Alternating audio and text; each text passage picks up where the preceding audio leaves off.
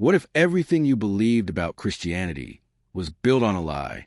What if the most powerful institution in the world had spent 2,000 years hiding a secret so explosive it could shatter the foundations of faith itself?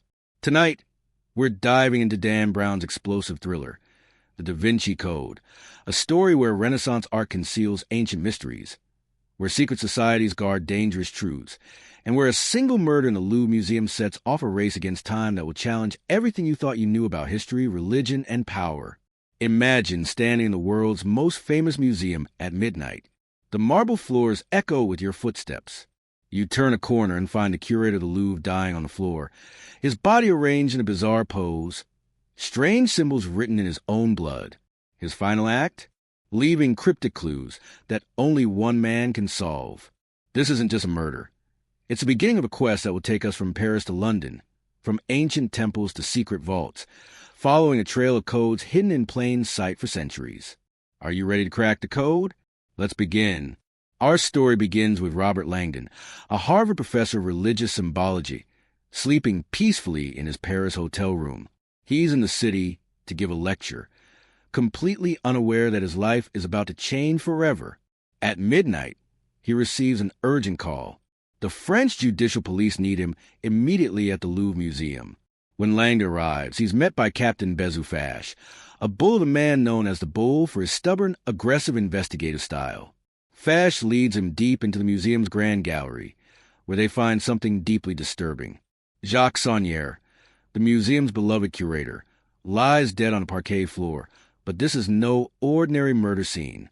Saunière's body has been arranged in a specific pose, arms and legs spread wide, forming a perfect five-pointed star, echoing Leonardo da Vinci's famous drawing, the Vitruvian Man. He's removed all his clothing before dying. Strangest of all, he's used an ultraviolet marker pen to write on the floor beside his body. The message is cryptic, written in French, a seemingly random sequence of numbers, the Fibonacci sequence, and a scrambled message that reads, "Oh, draconian devil! Oh, lame saint!" But here's the twist Langdon doesn't know yet. Captain Fache suspects him of the murder. A witness has placed an American at the scene. Fache has secretly activated a GPS tracking device on Langdon, monitoring his every move. As Langdon studies the scene, trying to make sense of the symbols, he's approached by Sophie Neveu, a cryptologist with the French police. She's young, brilliant, and frantically trying to warn him of something. She stages a phone call, giving Langdon a chance to speak with her privately in the bathroom. There, she reveals a shocking truth. He's the prime suspect, and he has only minutes before he'll be arrested. But Sophie has a more personal reason for helping Langdon. The dead curator, Jacques Saunière, was her grandfather. They'd been estranged for 10 years after she witnessed something at his house that disturbed her deeply. But she knows her grandfather was no ordinary museum curator. The message he left at his death, it's meant for her. The scrambled words are an anagram, and she quickly solves it. Leonardo da Vinci, the Mona Lisa. Her grandfather is directing them to the most famous painting in the world. Langdon and Sophie make their way to the Mona Lisa, evading the police through the labyrinthine corridors of the Louvre. Behind the protective glass, Leonardo's masterpiece smiles enigmatically, as she has for 5 centuries. But what secrets could she possibly hide? Sophie examines a painting and finds it. Hidden behind the canvas is a key, stamped with a fleur-de-lis and the initials P.S. But what does it open? On the floor, they discover more of Saunière's final message, visible only under ultraviolet light. Find Robert Langdon. He wasn't accusing Langdon. He was recruiting him. But there's more. The Fibonacci sequence Saunière wrote. It's not random. It's out of order. And when rearranged properly, the numbers form an account number. The key must belong to a safety deposit box, likely at a bank. As alarms blare through the museum, Langdon and Sophie make a desperate escape. They manage to slip away from the Louvre, but they're now fugitives, wanted for murder, with Captain Fache and the entire French police force hunting them. They have only one advantage. They're following clues that only Sophie can understand, left by a grandfather who prepared for this moment even as he died. But they're not the only ones seeking Saunière's secret. A mysterious albino monk named Silas is also on the hunt. He's a member of Opus Dei, a controversial Catholic organization, and he's following orders from a shadowy figure known only as the Teacher. Silas believes he's doing God's work, searching for something called a keystone, an object that holds a key to an ancient secret that could destroy the church. Earlier that night, Silas had confronted Saunier in the museum, demanding to know where the keystone was hidden. Before dying, Saunier told him it was in the church of St. Sulpice. But was he telling the truth, or was his final act one of deception, sending his killer on a false trail, while leaving the real clues for Sophie and Langdon? As Langdon and Sophie race through the streets of Paris in a smart car, Langdon begins to explain the bigger picture. Jacques Saunier wasn't just a museum curator. He was allegedly the Grand Master of an ancient secret society called the Priory of Sion, a clandestine organization that has existed for nearly 1,000 years. The Priory's purpose? To protect one of history's most dangerous secrets. And throughout the centuries, its Grand Masters have included some of history's greatest minds: Leonardo da Vinci, Isaac Newton, Victor Hugo, and many others. These weren't just brilliant artists and scientists. They were guardians of hidden knowledge. But what exactly are they protecting? According to legend, it's the location of the Holy Grail. But here's where everything you think you know gets turned upside down. Langdon explains that the Grail isn't what centuries of stories have told us. It's not a cup. It's not a chalice that Jesus drank from at the Last Supper. The Holy Grail is actually a code name for something far more earthly, far more controversial, and infinitely more dangerous to the Church. The word Grail comes from Sangreal, which has been split into Sangreal or Holy Grail. But the original split was different. Sangreal, which in French means royal blood. The Grail isn't an object. It's a bloodline. Specifically, it's the bloodline of Jesus Christ himself. According to the theory Langdon presents, drawn from historical speculation and alternative history, Jesus was married to Mary Magdalene. She wasn't a prostitute as the church later portrayed her, but a wealthy, powerful woman in her own right, possibly of royal blood herself. When Jesus was crucified, Mary Magdalene was pregnant with his child. She fled to France, where she gave birth to a daughter, Sarah. This bloodline continued through the centuries, carefully protected and hidden, merging with French royal lines, specifically the Merovingian dynasty. The Priory of Sion was created to protect not just the secret of this bloodline, but the physical evidence, documents that prove Jesus was married and had children, and even the tomb of Mary Magdalene herself. If these documents were revealed, they would fundamentally challenge the doctrine of Jesus' divinity and the authority of the Catholic Church, which has built its power on the belief in Jesus as the divine Son of God, celibate and without earthly heirs. Sophie and Langdon used the key to access a safety deposit box at the Depository Bank of Zurich.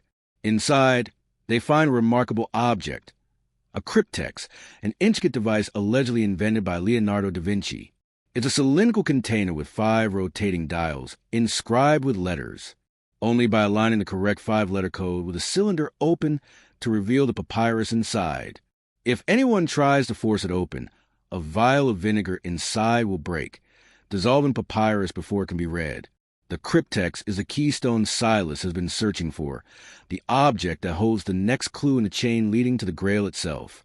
But opening it requires solving a riddle, and time is running out. The bank manager, seeing news reports of their fugitive status, tries to detain them, but they escape, taking the cryptex with them. Desperate and with nowhere else to turn, Langdon suggests they visit his friend, Sir Lee T. Bing, a British royal historian who lives in a chateau outside Paris.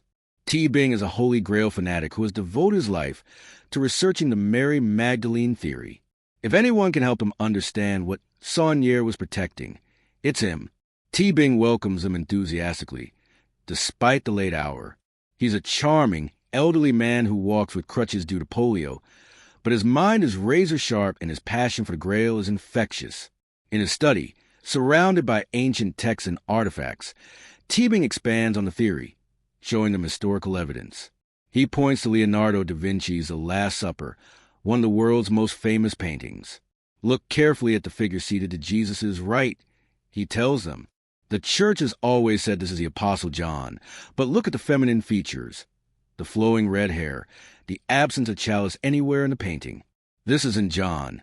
It's Mary Magdalene, seated in the place of honor beside her husband. The V shape between Jesus and Mary, it's an ancient symbol for the sacred feminine, the chalice, the womb.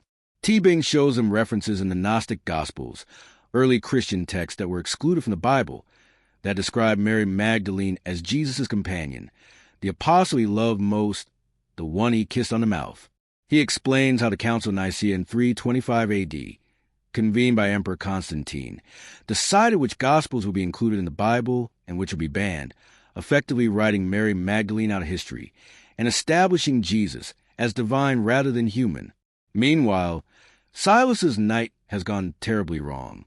Following Saunier's dying words, he went to St. Sulpice Church, where he believed the keystone was hidden. After terrorizing a nun, he dug up the floor where Saunier said it would be, only to find a stone with a biblical reference mocking him. Job 38, verse 11, "Hitherto shalt thou come, but no further." He'd been deceived. Silas is devastated. He's a deeply troubled man with a violent past, saved from prison by a kind bishop, and recruited by Opus Dei, where he found purpose and faith. He practices extreme corporal mortification, wearing a cilice, a spike chain on his thigh, and whipping himself, believing physical pain brings him closer to God. He lives only to serve the teacher, the mysterious figure who has promised him redemption through this holy mission. The teacher is someone within the church hierarchy, someone who claims to be fighting to prevent the Grail's secret from being revealed. He had ordered Silas to find the keystone by any means necessary, which led to the deaths of Saunier and 3 other Priory members in a single night, all of whom had given Silas the same false location before they died. But who is the teacher, and what is his real agenda? Back at Teabing's chateau, they work on solving the cryptex. On it is engraved a riddle written in iambic pentameter. An ancient word of wisdom frees this scroll and helps to keep the secret of the Holy Grail. The answer should be a 5-letter word related to the tomb of a knight killed by the church for possessing dangerous knowledge.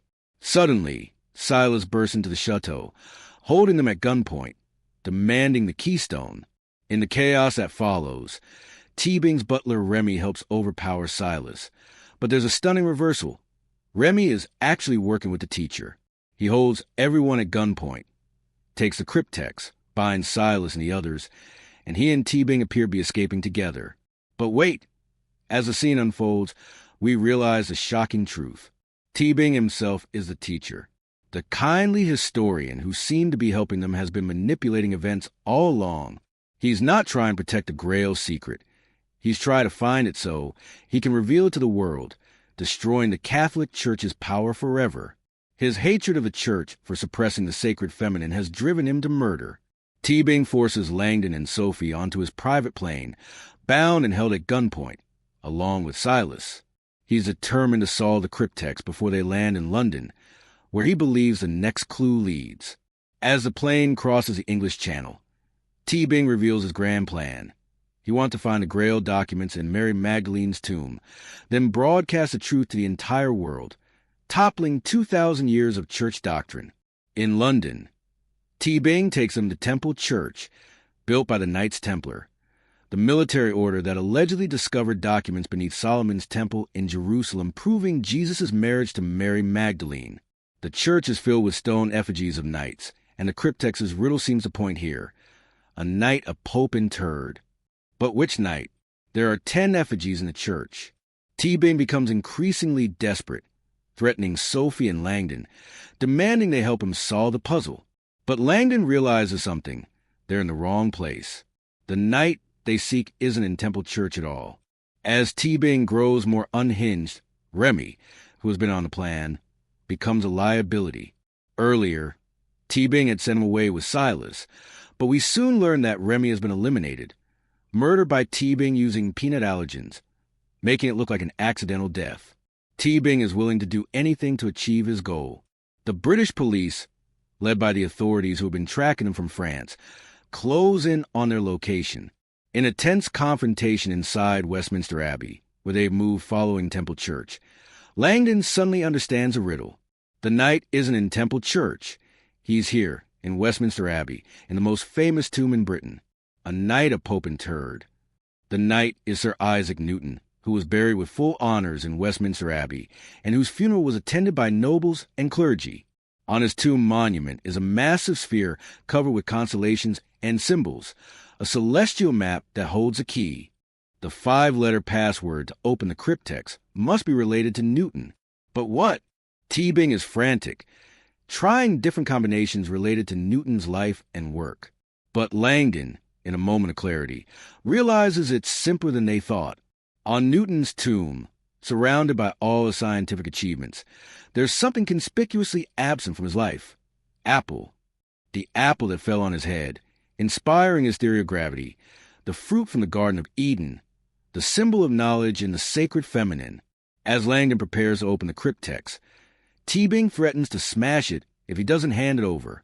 In a heart-stopping moment, Langdon tosses the cryptex into the air. T-Bing, dependent on his crutches, cannot catch it, and it shatters on the floor. The vinegar vial breaks, and T-Bing collapses in anguish, believing the secret is lost forever. But Langdon had already opened the cryptex and removed the papyrus before throwing it. The shattering was a decoy. As police surround T-Bing and arrest him, Langdon and Sophie are finally free to read what the cryptex contained, a final riddle pointing them to the actual location of Mary Magdalene's tomb. The clue leads them to Rosslyn Chapel in Scotland, a small but intricately carved church that has long been associated with Templar and Masonic symbolism. Every square inch of the chapel is covered with carvings, stars, angels, green men, and mysterious cubes projecting from the ceiling, covered in symbols that no one has ever fully decoded. At Rosslyn, they meet the chapel's curator, who turns out to be Sophie's grandmother, a woman Sophie believed had died in the car accident that killed her parents and brother years ago. In an emotional reunion, Sophie learns the truth about her family.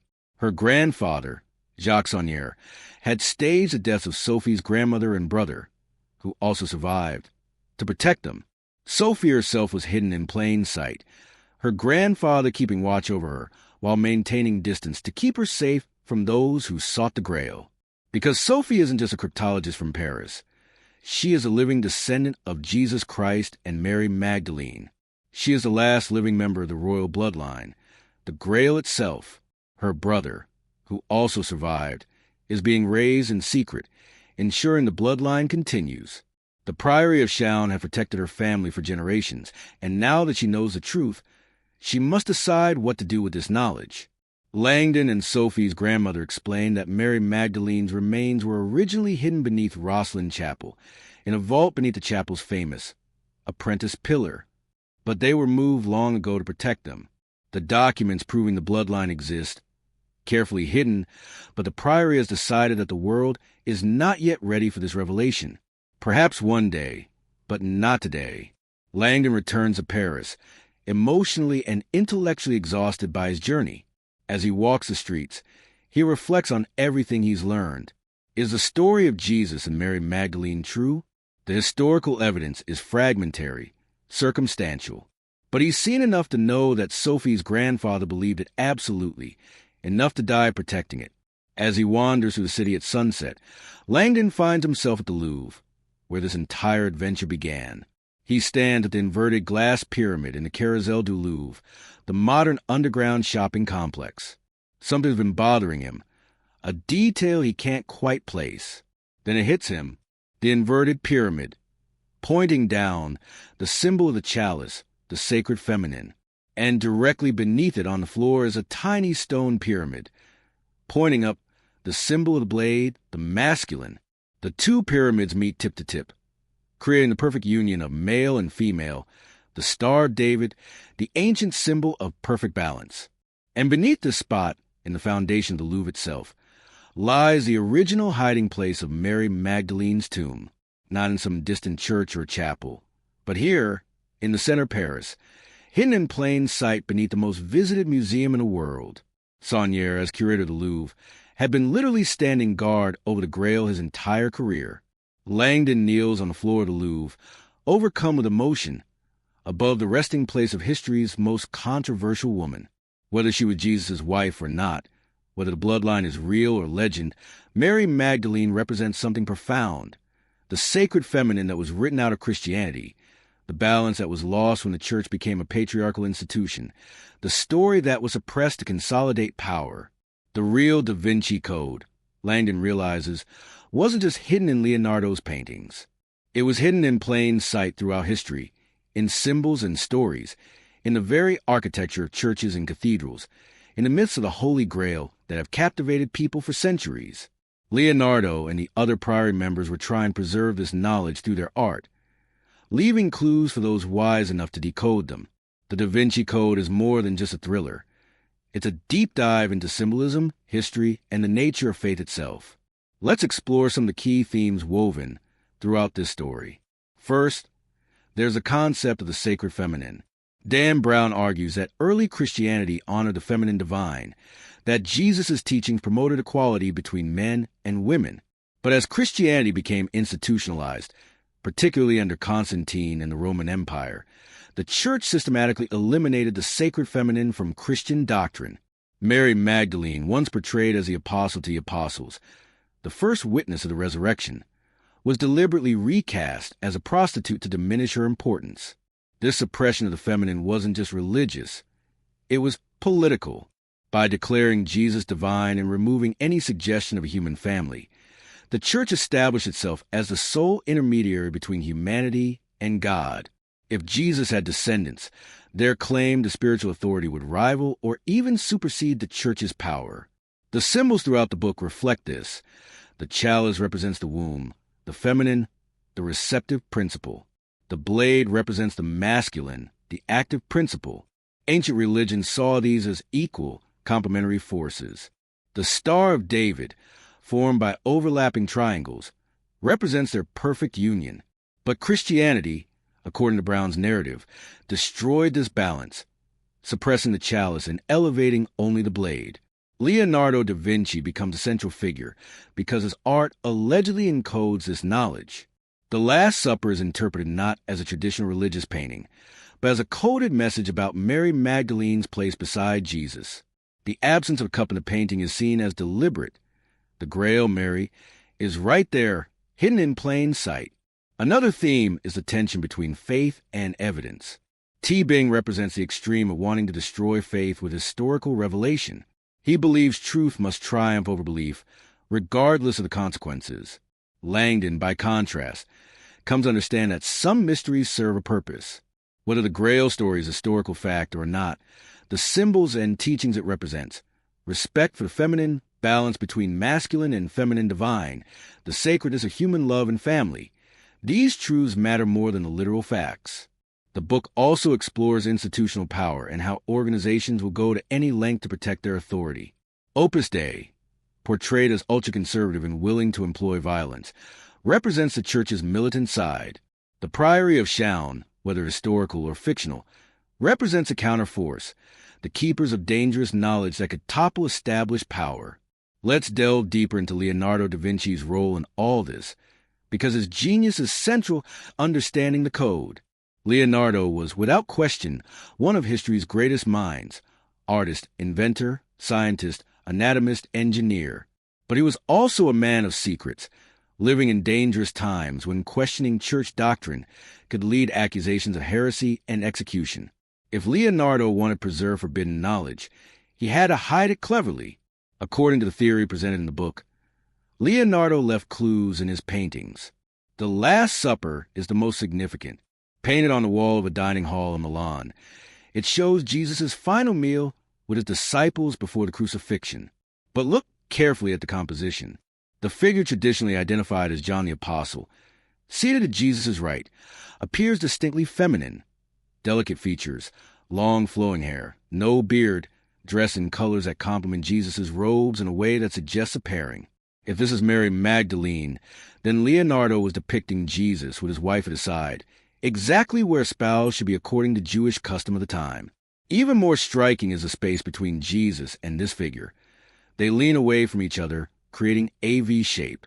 This V is the ancient symbol of the chalice, the feminine, the womb. Their bodies also form an M, possibly for Magdalene, or perhaps for matrimonio, marriage in Italian. There's another intriguing detail. A hand in the painting holds a knife, but the hand appears disembodied.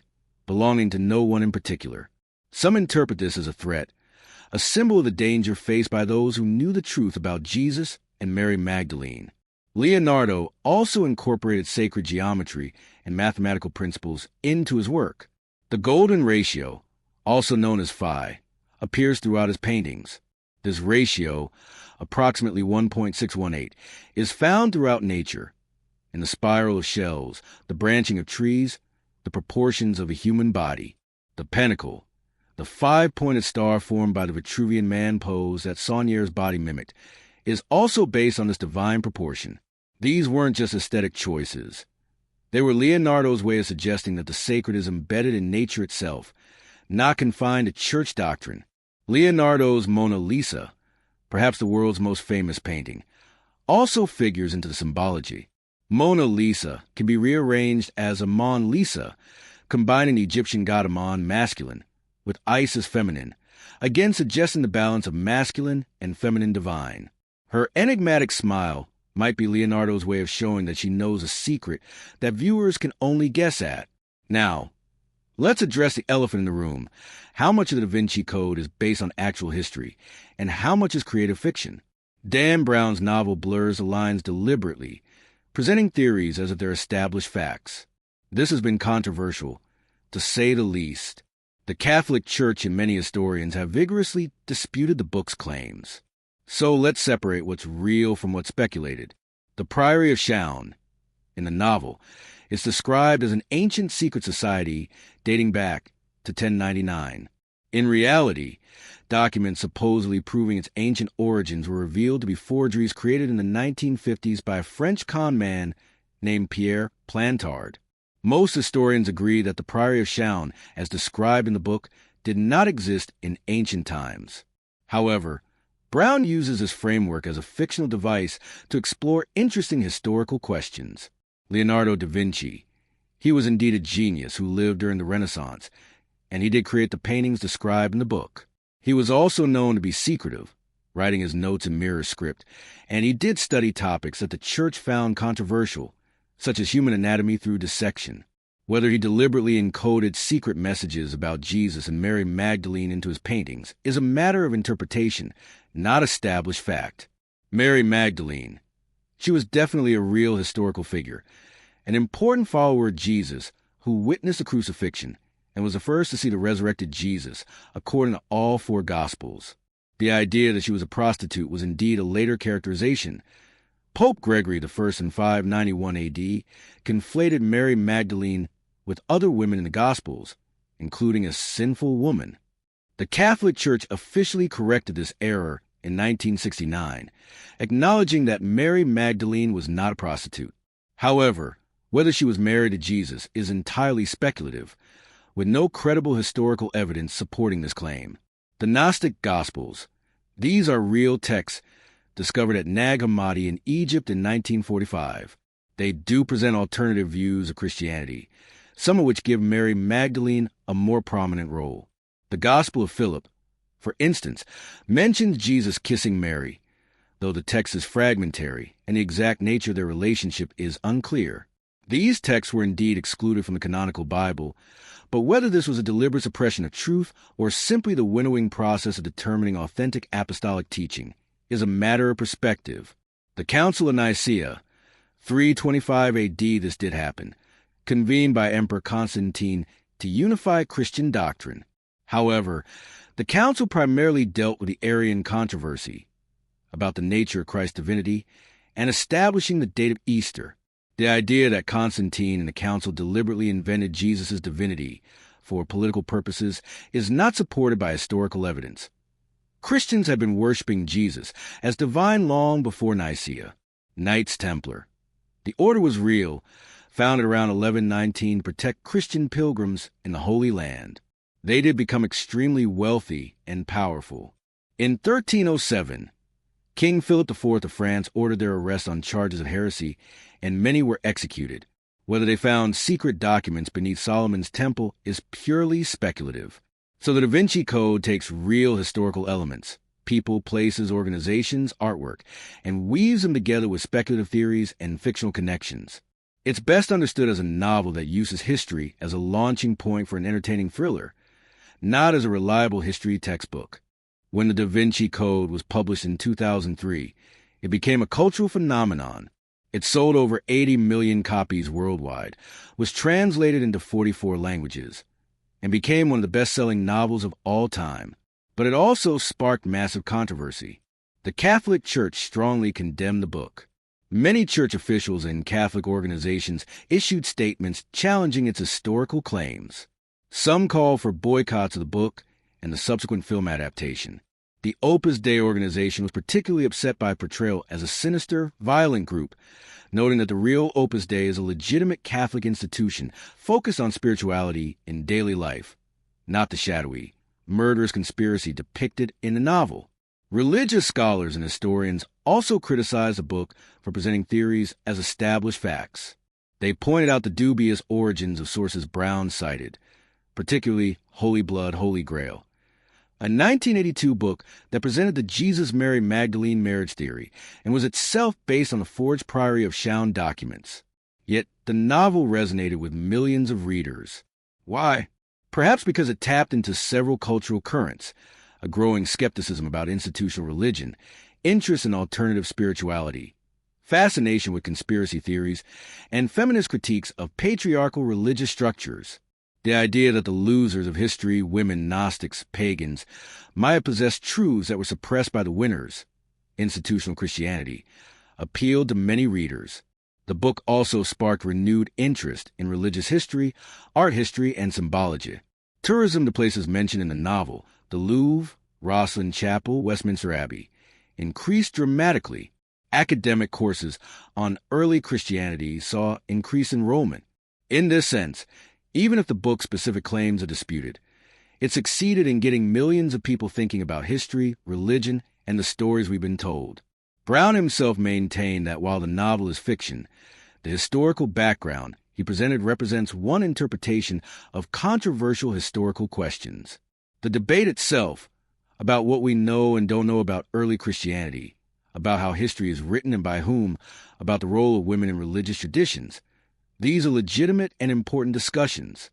Beyond the historical theories and religious controversies, the Da Vinci Code is also a story about characters on personal journeys. Robert Langdon begins as a skeptical academic, a man of reason and facts. His expertise is in symbols, not in faith. Throughout the story, he's forced to confront mysteries that challenge his rational worldview. By the end, kneeling above Mary Magdalene's supposed tomb, he's experienced something that transcends pure reason. Call it mystery, call it the sacred, call it the power of symbols to move the human heart. Sophie Nevu's journey is even more profound. She begins estranged from her grandfather, hurt by something she witnessed years ago that seemed like a cult ritual or sexual deviance. We learn it was actually a sacred ceremony, the Hieros Gamos, a ritualistic reenactment of the sacred union between masculine and feminine. Her grandfather was not engaged in something sinful, but in an ancient spiritual practice honoring the sacred feminine. Sophie's journey is about reconciliation with her grandfather's memory, with her own heritage, and ultimately with herself. Learning that she carries the bloodline of Mary Magdalene, whether literally or symbolically, transforms her understanding of who she is. She goes from a woman who felt abandoned and confused to someone who understands her place in a much larger story. Silas is perhaps the most tragic character. He's a man who experienced terrible trauma and violence, who was saved by faith, and who desperately wanted to serve God. But his faith was manipulated by T. Bing, who used Silas's devotion for his own ends. Silas believed he was fighting for the church, not realizing he was being used to destroy it. His death is not that of a villain, but of a broken man who was deceived. Lee T. Bing is the true antagonist, yet he's not a simple villain. He genuinely believes in what he's doing. He sees himself as a knight fighting for truth, willing to sacrifice anything, other people's lives, his freedom, his honor, to expose what he sees as the church's greatest lie. He represents a danger of fanaticism, even when motivated by what seems like a noble cause. Truth at any cost, he argues, but Langdon ultimately rejects this philosophy. Central to the Da Vinci Code's message is the concept of the sacred feminine. So let's explore this theme more deeply. For most of human history, According to the book's argument, divinity was understood to have both masculine and feminine aspects. Ancient religions worship goddesses alongside gods. Isis in Egypt, Astarte in Mesopotamia, Venus among the Romans, countless mother goddesses representing fertility, nature, creation, and nurturing. The divine feminine was associated with the earth, with nature's cycles, with birth and renewal. Temples often featured priestesses.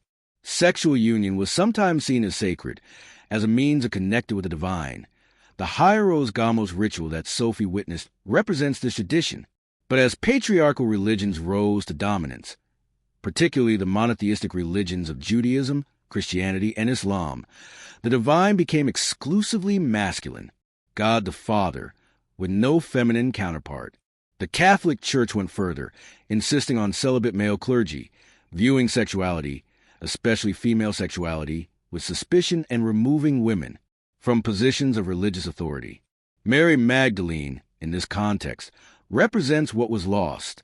If she was indeed Jesus' partner, his companion, his equal, perhaps his wife, then early Christianity might have looked very different. Women might have been apostles, teachers, leaders. The church might have celebrated the sacredness of love, marriage, and sexuality rather than privileging celibacy and viewing the body with suspicion. The book suggests that the crusade against the sacred feminine wasn't just religious, it was political. By controlling sexuality, marriage, and women's roles, the church gained power over the most intimate aspects of human life. By declaring that only male clergy could mediate between God and humanity, the church established an unbreakable monopoly on spiritual authority. The persecution of witches in medieval Europe is presented as part of this campaign. Many women burned as witches were actually healers, midwives, and practitioners of older earth-based spiritualities that honored the feminine divine. The church labeled these practices as devil worship, but they were often remnants of pre-Christian goddess worship. The symbolism of the chalice and the blade represents this balance. The chalice, the cup, the vessel, is feminine, receptive, nurturing. The blade, the sword, the spear, is masculine, active, penetrating. Neither is complete without the other. Their union creates wholeness. But Christianity, according to Brown's narrative, elevated the blade and demonized the chalice, creating a fundamental imbalance that had persisted for 2 millennia. Rosslyn Chapel, where Sophie finds her grandmother, is significant because it allegedly represents a place where this balance was preserved. Its carvings include numerous representations of the Green Man, a pagan fertility symbol, alongside Christian imagery. The chapel suggests a synthesis, a place where different traditions meet and coexist. Sophie herself becomes a symbol of the sacred feminine restored. She is the Grail, the vessel carrying the royal blood. But more than that, she represents a woman who has been empowered with knowledge, who has solved puzzles that stump men, who has taken control of her own story. Her grandfather trusted her above all others to receive his message, to decode his clues, to decide what to do with the truth.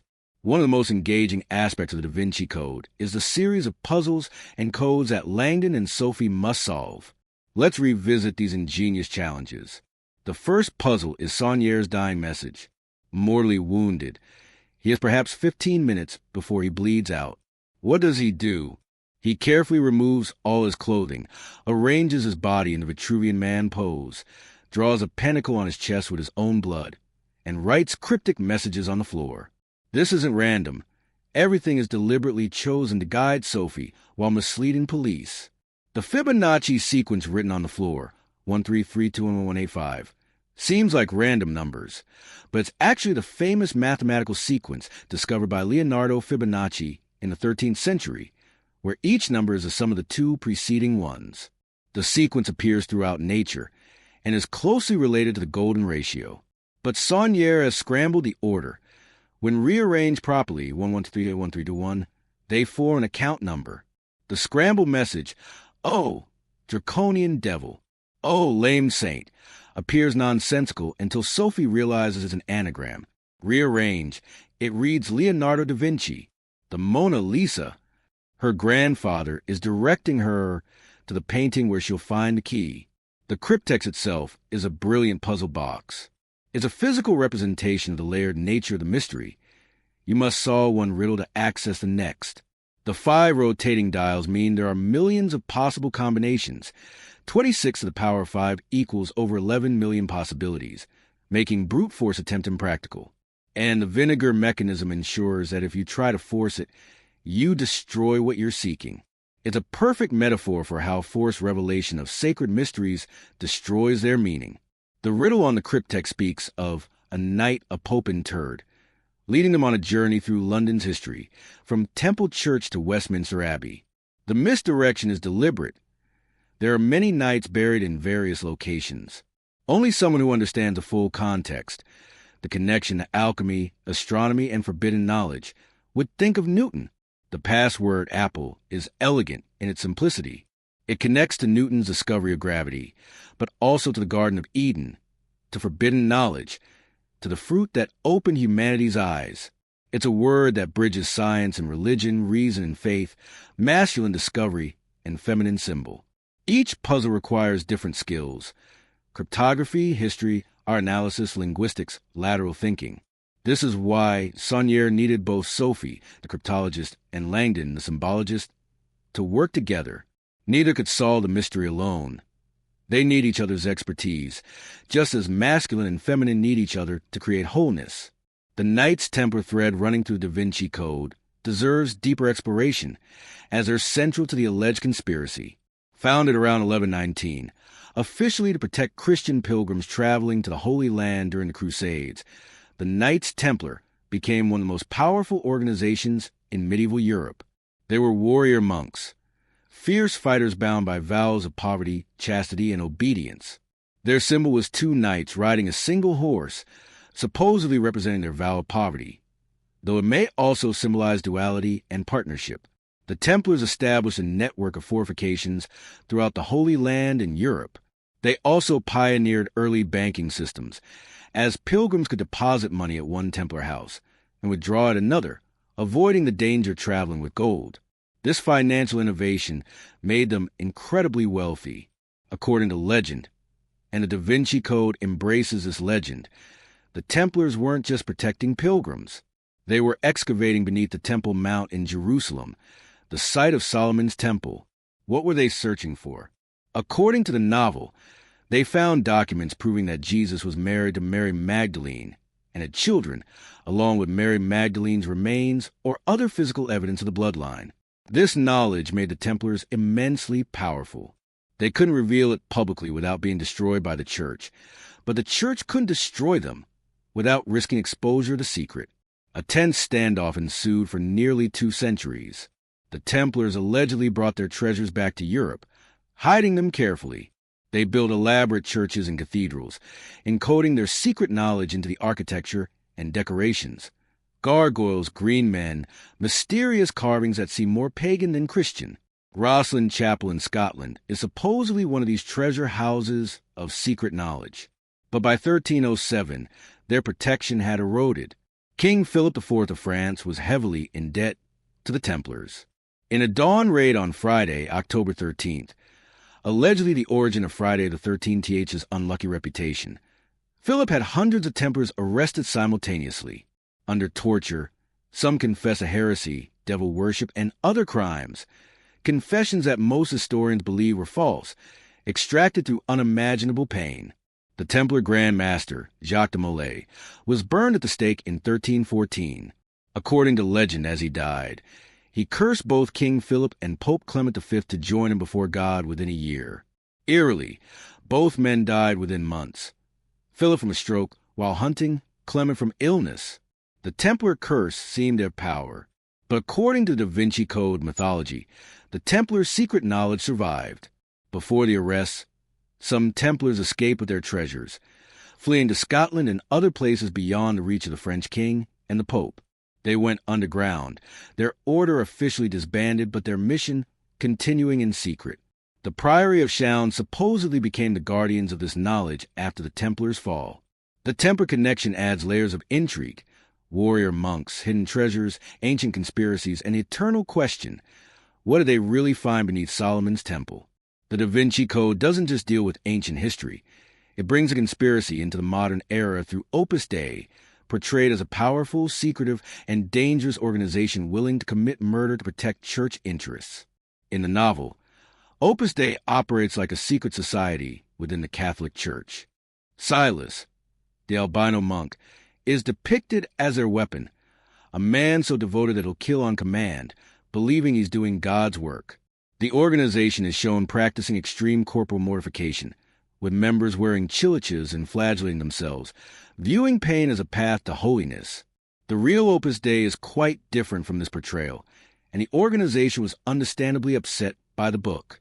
Founded in 1928 by Spanish priest José María Escrivá, Opus Dei, which means work of God in Latin, is actually a personal prelature of the Catholic Church. Its mission is to help ordinary Catholics live out their faith in daily life, particularly in their professional work. Members include both laypeople and priests. Yes, some members do practice voluntary corporal mortification, as this has been tradition in Catholicism for centuries. But the organization strongly objected to being portrayed as secretive, cult-like, and violent. They emphasize that membership is voluntary, that they have no secrets, and that they certainly don't engage in murder or criminal conspiracies.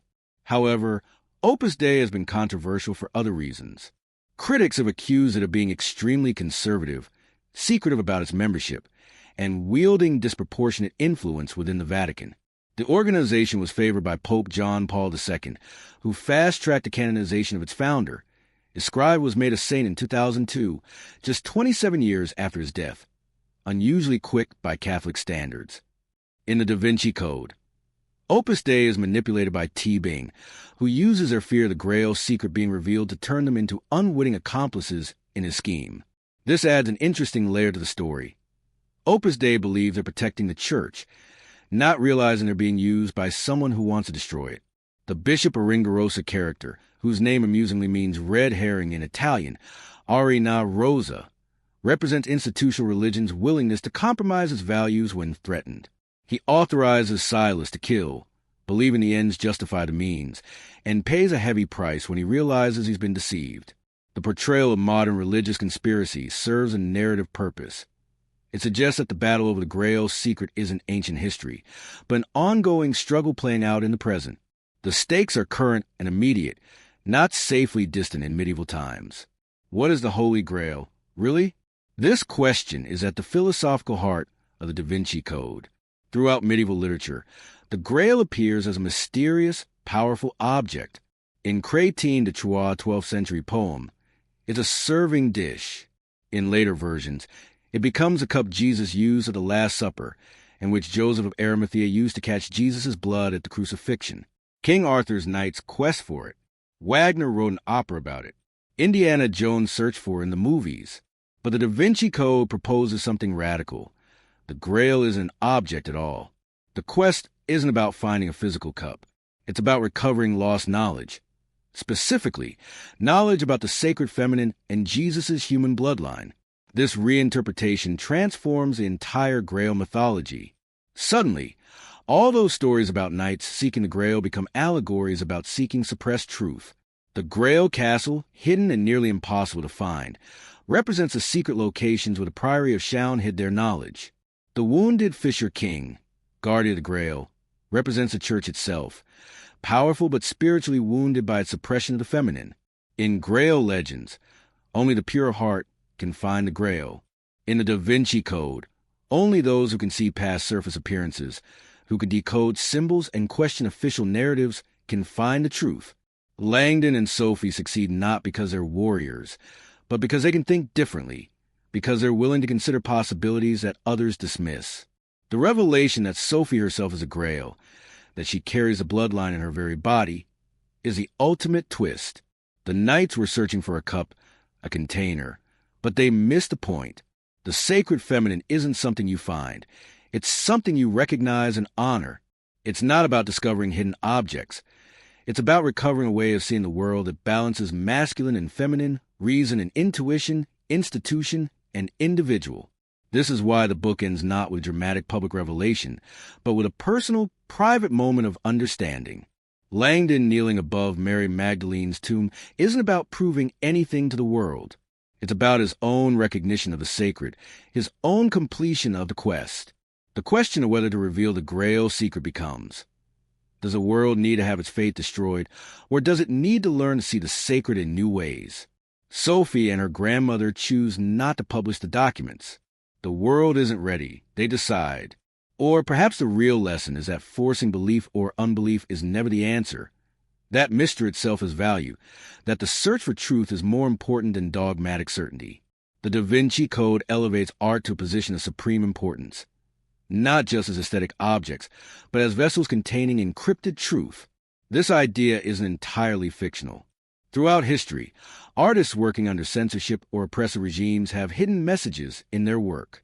During the Renaissance, when the church was a primary patron of art and wielded tremendous power, artists had to be careful about what they depicted. Questioning church doctrine could lead to accusations of heresy, excommunication, or worse. Leonardo da Vinci was uniquely positioned to hide knowledge in art. He was celebrated as a genius during his lifetime, which gave him some protection. He worked for powerful patrons, including the French king. He was also deeply interested in subjects the church found problematic. His anatomical studies required dissecting corpses, which was forbidden. His scientific observations sometimes contradicted church teachings about the natural world. If Leonardo wanted to preserve knowledge that contradicted church doctrine, painting it into religious artwork commissioned by the church itself would be brilliantly subversive. The Last Supper hangs in a monastery. The Mona Lisa was eventually acquired by the French Royal Collection and now hangs in the Louvre. These paintings have been seen by countless millions over the centuries, hidden in plain sight, as the book suggests. The book teaches us to look at art differently, to see beyond the surface, to understand the historical context, to recognize symbols and their meanings. Every detail in a painting might be significant. Colors carry meaning: red for passion or blood, blue for divinity, green for nature and rebirth. Poses and gestures of significance: pointing fingers, hand positions, the direction of gazes. Composition matters: who is placed near whom, who is elevated or diminished. The Mona Lisa's enigmatic smile becomes not just an artistic achievement, but possibly a knowing smile. She possesses a secret that viewers spend centuries trying to understand. The landscape behind her is barren and otherworldly, perhaps representing a world out of balance, lacking the sacred feminine. The Last Supper perspective lines, carefully calculated, don't just create depth. They focus the viewer's eye on Christ, but also on the figure beside him. The way the disciples are grouped in threes might represent the Trinity, or it might have numerological significance. There are 12 disciples, but 13 people at the table, adding Mary Magdalene, as Jesus' companion explains this. Art becomes a time capsule, a way to preserve truth across centuries. Books can be burned, people can be killed, oral traditions can be forgotten, but famous artworks, especially those held by powerful institutions, tend to survive. By encoding knowledge in art, Leonardo and others created a nearly indestructible archive. This elevates the role of art historians, symbologists like Langdon, and anyone who studies the humanities. They're not just analyzing aesthetics. They're potentially uncovering suppressed history, decoding messages from the past, recovering knowledge that powerful forces tried to erase. One of the deepest tensions in the Da Vinci Code is the relationship between faith and knowledge, belief and evidence. Li Tibing represents one extreme. He believes truth must trump faith, that evidence should destroy belief, that revealing the Grail documents would and should topple the Catholic Church. He has no patience for faith. Only facts matter. He's been crippled by polio, perhaps symbolizing how his purely rational, evidence-based worldview has left him spiritually crippled as well. At the other extreme are characters like Silas and Bishop Aringarosa, whose faith is absolute. They believe so completely that they're willing to kill to protect church doctrine. They see doubt as weakness, questioning as sin. Their faith makes them vulnerable to manipulation. Tibing uses their certainty against them. Langdon represents a middle path. As a symbologist and academic, he deals in facts and evidence, but he also understands the power of myths, symbols, and stories to convey truth that might be deeper than literal fact. He studies religious symbols not to debunk them, but to understand what they mean to believers. Sophie's journey moves her from hurt confusion towards something like acceptance or peace. She begins angry at her grandfather for what seemed like bizarre, possibly perverted behavior. She learns it was actually sacred ritual. She discovers she's part of an ancient bloodline. Maybe, but does it matter if the bloodline is literally, biologically true, or if it's a powerful symbolic story? The book ultimately suggests that faith and knowledge don't have to be enemies. Perhaps the problem is fundamentalism in either direction: religious fundamentalism that rejects all questioning, or rationalist fundamentalism that dismisses all mystery and meaning that can't be proven. There's a beautiful ambiguity in the ending. Is Sophie really descended from Jesus and Mary Magdalene? The characters believe it, but Brown never definitively confirms it as literal truth. Do the documents really exist? We never see them. Is Mary Magdalene actually buried beneath the Louvre? Langdon believes it, but we don't excavate to prove it. This ambiguity is important. If Brown had definitively proven conspiracy, the book would become anti-religious propaganda. If he definitively disproven it, it would undermine the entire narrative. By leaving in the realm of possibility, he invites readers to think about what truth means, whether literal historical fact is always the most important kind of truth, whether myths and symbols can contain genuine wisdom even if they're not literally accurate. The question becomes, if the story of Jesus and Mary Magdalene, of the sacred feminine, of the balance between masculine and feminine divine, if this story helps people see the world in a healthier, more balanced way, does it matter whether every historical detail is provable? Or does insisting on absolute proof miss the point of what sacred stories are meant to do? The Da Vinci Code didn't just become a bestseller. It became a cultural phenomenon that influenced how millions of people think about history, religion, and art. The book sparked a renewed interest in early Christianity and the formation of the biblical canon. Academic courses on these topics saw increased enrollment. Scholars who had been working in relative obscurity suddenly found themselves fielding questions from curious laypeople. The Gnostic Gospels, which have been primarily of interest to specialists, became the subject of mainstream documentaries and popular books. Tourism to locations featured in the book exploded. The Louvre saw increased visitors specifically seeking the Last Supper, though the actual painting is in Milan, not the Louvre, a common confusion. Rosslyn Chapel in Scotland, which had been receiving a modest number of visitors, became overwhelmed with Da Vinci Code tourists. Westminster Abbey, St. Sulpice in Paris, and Temple Church in London all saw similar increases. The book influenced popular culture broadly. It spawned numerous imitators, thrillers mixing history, conspiracy, and religious mysteries. It helped establish Dan Brown as a brand, with his subsequent novels, Angels and Demons, The Lost Symbol, Inferno, Origin, all following similar formulas.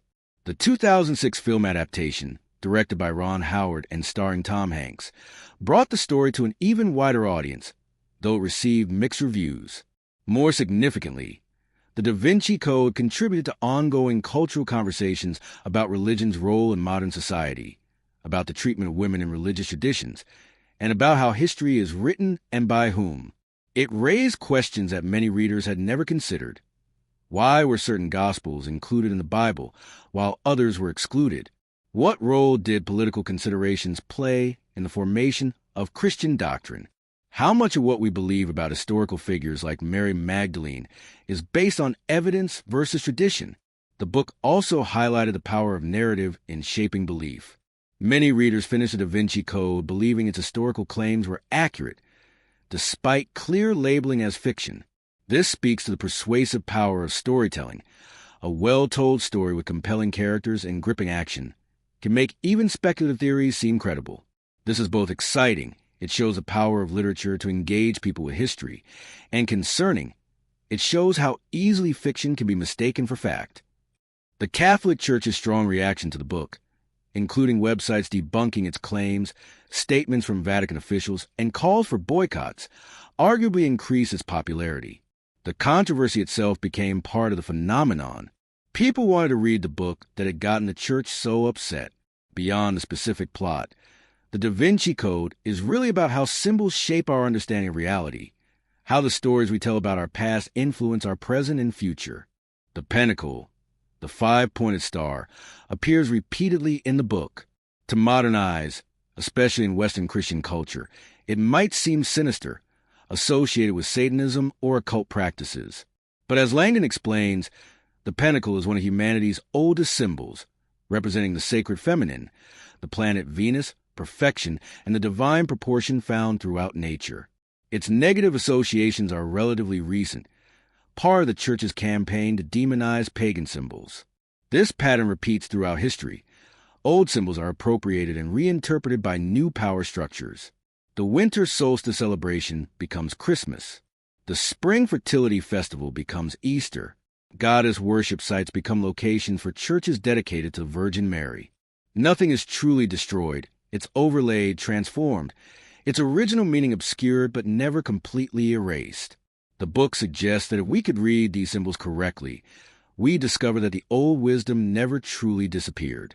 It's still there, embedded in our architecture, our art, our myths, our language. The sacred feminine wasn't eliminated. It was driven underground, where it survived in fairy tales about princesses, in the worship of Mary, despite church insistence that she's not to be worshipped as divine, in romantic poetry about ladies and their knights. Even the word lady connects to this hidden history. It comes from loaf giver, referring to ancient grain goddesses. Ritual comes from ritu, the root of Sanskrit words related to menstruation and the moon cycles. Language itself preserves memories of times when the feminine was seen as sacred. This linguistic archaeology extends to the name Mary Magdalene herself.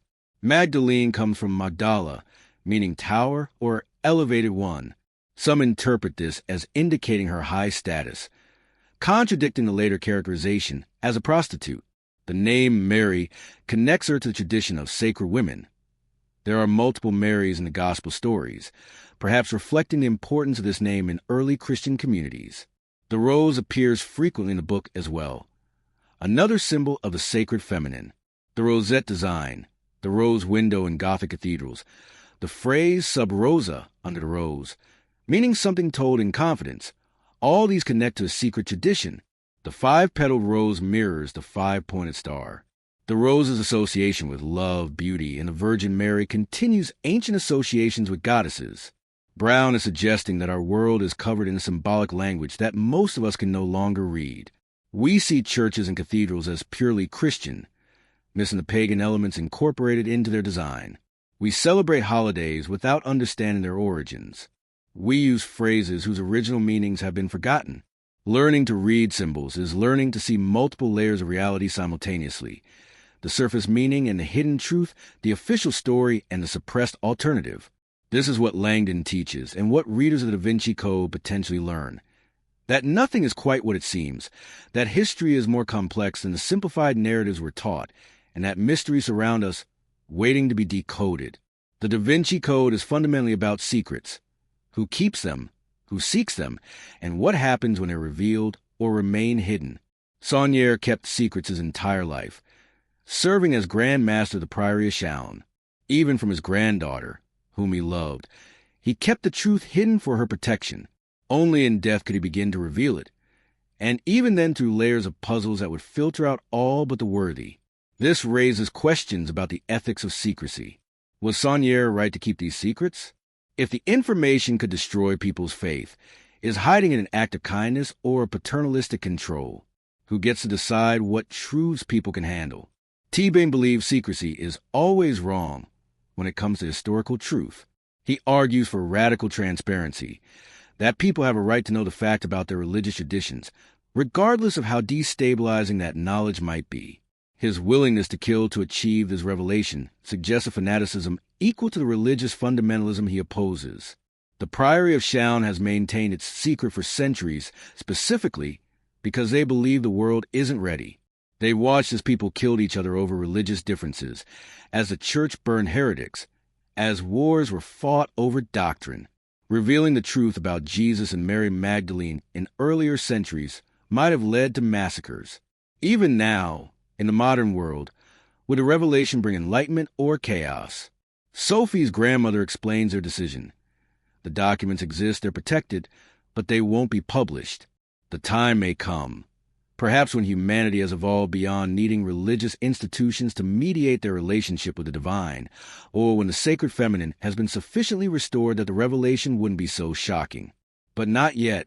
This is perhaps the most controversial aspect of the book's conclusion. Some readers felt cheated. We go through this entire adventure, and the big reveal never happens? The documents aren't published. The world isn't changed. Everything continues as before. But maybe that's the point. Maybe the real revelation isn't about historical documents. It's about how Sophie, Langdon, and by extension readers, now see the world differently. We've learned to question official narratives, to look for hidden meanings, to value the feminine divine, to see religion as a human institution rather than an unquestionable authority. The personal transformation matters more than the public revelation.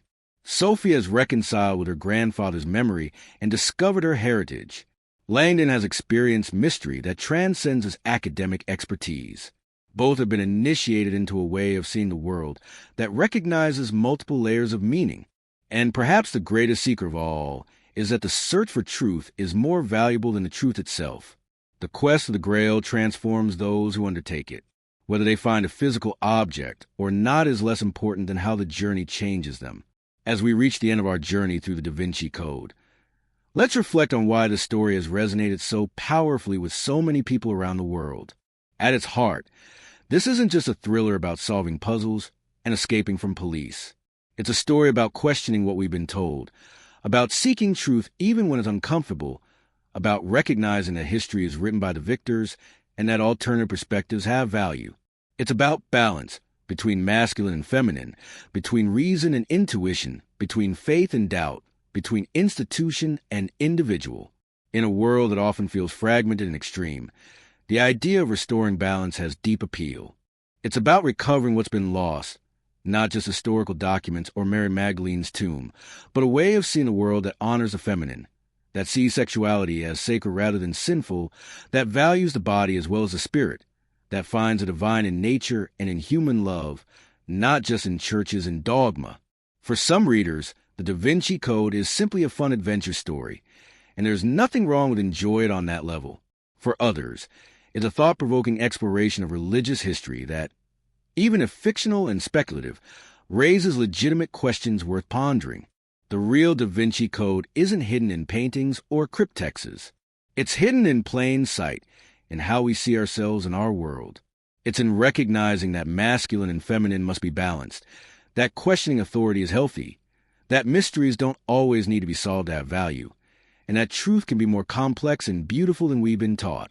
Robert Langdon ends a novel kneeling in reverence above what he believes is Mary Magdalene's tomb. He's a rational academic, but he's been moved beyond reason into something like faith. Not faith in church doctrine, but faith in mystery, in the sacred, in the power of symbols and stories to touch the human soul. Perhaps that's the invitation the Da Vinci Code extends to all of us, to kneel not in blind obedience, but in wonder, to seek truth not to destroy faith, but to deepen it, to question not out of cynicism, but out of a genuine desire to understand, to honor both the masculine blade and the feminine chalice, recognizing that wholeness requires both. The code has been cracked. The journey is complete, but the questions remain as they should. Because the greatest mysteries aren't meant to be solved once for all. They're meant to be lived with, pondered, explored anew by each generation. So that brings us to the end of the Da Vinci Code. But before we go, I want to leave you with a question to ponder. If tomorrow, irrefutable proof emerged that Jesus was married to Mary Magdalene and had children, documents, DNA evidence, everything, how would it change your understanding of faith, religion, and the sacred? Would truth destroy faith, or could it deepen it in unexpected ways? Is the divine found in perfection and purity, or in love, family, and the messy beauty of human life? Think about it. If this deep dive into the Da Vinci Code opened your eyes to new perspectives, if it made you question what you thought you knew, or if you simply enjoyed this journey through history, mystery, and conspiracy, then do me a favor. Hit that subscribe button.